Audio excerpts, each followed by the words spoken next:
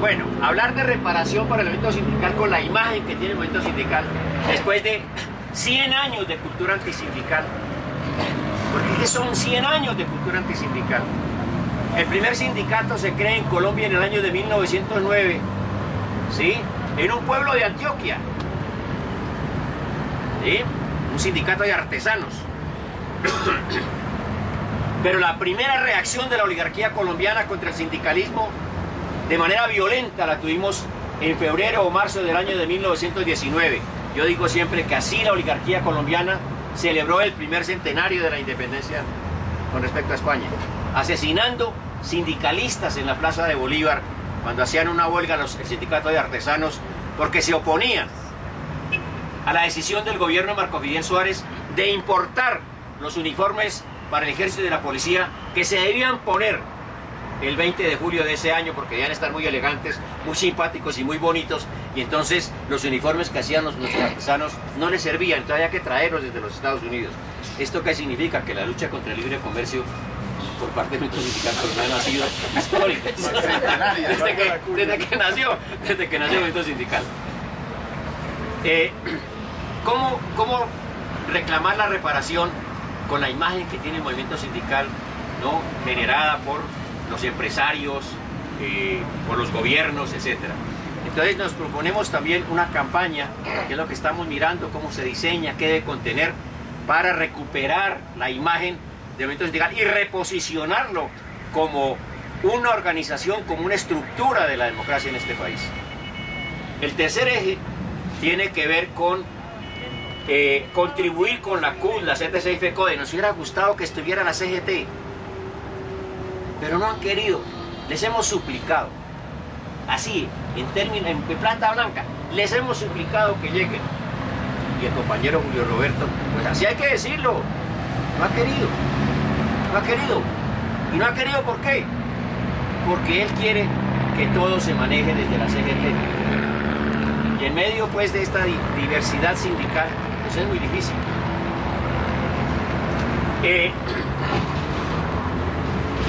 Entonces, es contribuir con las centrales a la formulación de política pública en materia de reparación individual. Es decir, y esto vamos a hacer una gran encuesta para ver cuál es el daño, cuál es el impacto que ha tenido sobre el movimiento sindical la violencia de los últimos, ya como estamos, casi 30 años, ¿no? Del año 85 para acá, ¿sí? E igualmente formular política pública en materia de reparación colectiva. Y yo voy a decir aquí algo sin el ánimo de influir en los expertos ni nada de esas cosas, pero es que ha sido mi posición desde que comencé a pensar en este tema. Puede haber mucha reparación simbólica, pueden pedirle mucho perdón desde el gobierno, desde el Estado, desde los empresarios, que hay que lograrlo. Estos empresarios van a tener que reconocer que hubo una persecución violenta sistemática con el único propósito de eliminar de la faz del suelo de Colombia al movimiento sindical. Eso está claro, está absolutamente claro. Pero podrá haber mucho perdón, ¿no es cierto?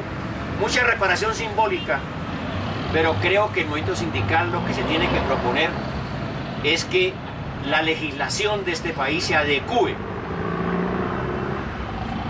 a las normas internacionales de la OIT, a la Constitución del país para garantizar el ejercicio de la libertad sindical y la negociación colectiva, ¿no es cierto?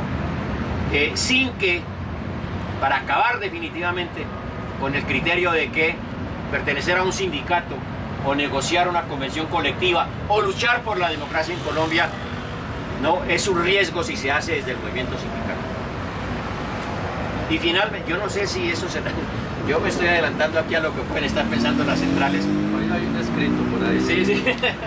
Pero, y finalmente, pues también nos proponemos que ojalá, por lo menos al terminar este proyecto que termina ahora en diciembre, dejar sentadas las bases para la construcción de la memoria histórica de la violencia antisindical en el país.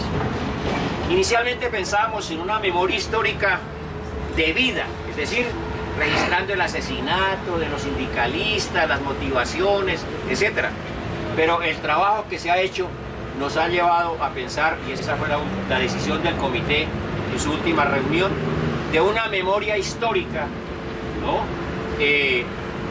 Global, que recoja el impacto que la violencia ha tenido sobre el movimiento sindical, que plantee, ¿no es cierto?, salidas en medio todavía del conflicto, ¿no es cierto?, a cómo garantizar también la vigencia y la existencia del movimiento sindical, pero también, por supuesto, una memoria histórica de vida, ¿no es cierto?, de la violencia antisindical en el país. Quiero felicitar al equipo del centro porque realmente nos sorprendieron. Al movimiento afro nos sorprendieron porque creo que es de las pocas veces que no nos ha tocado llegar a pelearle al Estado colombiano un espacio para ser visibilizado. Entonces cuando Carlos llega la primera vez a nuestra oficina y nos dice, es que yo soy el encargado del componente afro, wow, ¿sí? Fue una sorpresa porque en este país obviamente la comunidad afrodescendiente no nos sentimos colombianos, porque nunca nos han tratado como parte de la familia, ¿sí? Y entonces mirar que en este ejercicio lo que es el centro de memoria se nos tuvo en cuenta y por ende lo que uno ve es que es un proyecto que es incluyente y que es visibilizante, no sé si la palabra existe, pero me la acabo de inventar, ¿sí? Sí, entonces eso nos llena de mucha alegría.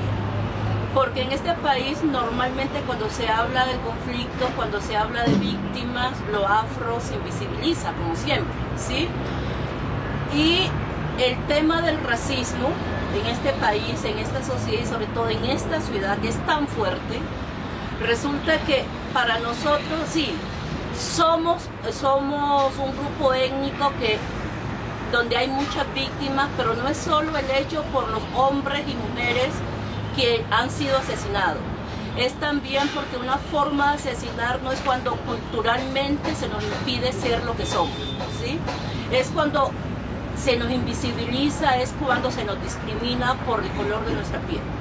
Entonces, tenemos mucha esperanza en lo del Centro de Memoria, porque va a ser una oportunidad para demostrarle a la sociedad bogotana, pero también a la sociedad colombiana en su conjunto, que la comunidad negra es parte de este país, supuestamente, y que por ende hemos sido víctimas del conflicto, y no solo del conflicto armado. El primer TLC en este continente fue todo el proceso de esclavización, y aquí estamos nosotros de muestra. Aquí estamos de muestra para eso, ¿sí? Entonces creemos que nuestra memoria remonta el marco del conflicto actual. Hoy somos victimizados porque hay un proceso de victimización que este Estado y esta sociedad jamás lo ha reconocido. Cuando la esclavitud se acabó, fueron indemnizados los esclavizadores. A nosotros se nos arrojó como perros a la calle, ¿sí? Y entonces que hoy seamos los más pobres de este país tiene que ver con ese pasado. Y desgraciadamente, como dice un compañero, tenemos la desgracia de la buena suerte. Hoy somos desplazados porque nuestros territorios tienen riquezas, ¿sí? Y porque hay una lógica de desarrollo, hay diferentes miradas que se están imponiendo sobre nuestra cultura y sobre nuestro territorio. Y creemos que este centro de memoria tiene que servir para visibilizar eso. Muchísimas gracias. Es un gran honor estar en este evento que prácticamente es el prelanzamiento de este centro de memoria. Con el compañero Alberto hemos venido trabajando la posibilidad de rescatar en nuestro sindicato también la memoria histórica que ha sido abandonada por los periodos sindicales que han habido antes y que también hemos sido golpeados duramente por el Estado y por las mismas organizaciones de ultraderecha. Tenemos también que destacar líderes tan importantes que han muerto y que se han convertido en nuestras banderas de lucha, como es el caso del compañero Jorge González de Natagaima, Tolima, que fue masacrado vilmente por los paramilitares. Él era técnico de saneamiento, era militante político del Partido Comunista y era un excelente líder sindical de Antioquia. y nuestro compañero Ricardo Orozco, que en su momento era vicepresidente nacional del sindicato, un compañero de Barranquilla, del sindicato a nivel nacional de la Junta Directiva, y también fue avaleado por la ultraderecha, por los paramilitares en Barranquilla, su ciudad de origen. En ese orden de ideas va a ser mucho el trabajo que tenemos y que con el compañero Camilo y los compañeros de la parte organizativa vamos a tener que realizar. Vamos a tener que prepararnos para mirar cómo acumulamos la información, porque desde eso tenemos que empezar. Es decir, yo creo que aquí no es llegar con el paquete de fotos y documentos y denuncias, sino venir con el CD o con lo que sea de manera más técnica para que podamos caber todos en ese maravilloso centro que me parece, centro histórico, me parece muy bien realizado, como decía la compañera indígena, campesina, que tiene un diseño sumamente importante que tiene que ver con la luz, el aire, y la parte locativa es sumamente fundamental para poder darle vida a lo que ya está muerto. Entonces, en ese orden de ideas, alguien decía por ahí de manera jocosa cuando íbamos para abajo, digo, o sea que nos vamos a enterrar vivos. No, es simplemente prepararnos para lo que es realmente empezar a vivir con nuestros muertos y hacerlos vivir desde nuestra perspectiva de vida. Felicitaciones, compañeros, y aquí vamos a estar abrazo partido con nuestro compañero Alberto y los otros compañeros hasta donde ustedes lo quieran y podamos seguir adelante. Muchas gracias. Pues yo pensaba en el Centro de Memoria como un espacio necesario e importante, una deuda además, una deuda que afortunadamente en este periodo gubernamental pues está pasando. Lo veo como una oportunidad de transformar.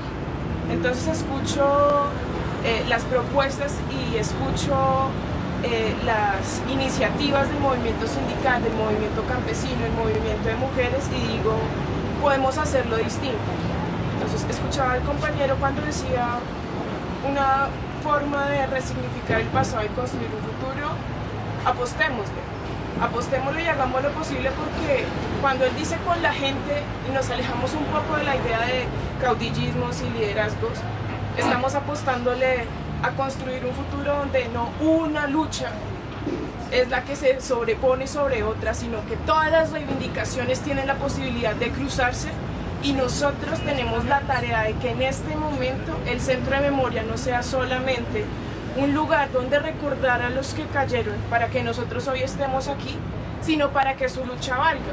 Y la única forma que se nos ocurre en este momento pues es cruzar nuestros esfuerzos y seguir haciendo pues lo que hemos venido haciendo, que es participar del movimiento social y mostrar que otras formas de vida y que otras formas de estar con nosotros y de relacionarnos es posible. Tenemos una deuda con los que vienen y con nuestra propia vida y compromiso. Entonces no es solamente llenarlo de recuerdos, es llenarlo de vivencias y hacer que esas vivencias se conozcan en localidades, en barrios, y que permeen la estructura distrital gubernamental, que formen la estructura de los colegios, ¿sí? Que se siembre una conciencia diferente. Entonces tenemos ese reto. Qué bueno que nos encontremos, y eso es lo que tengo que decir. Felicitaciones.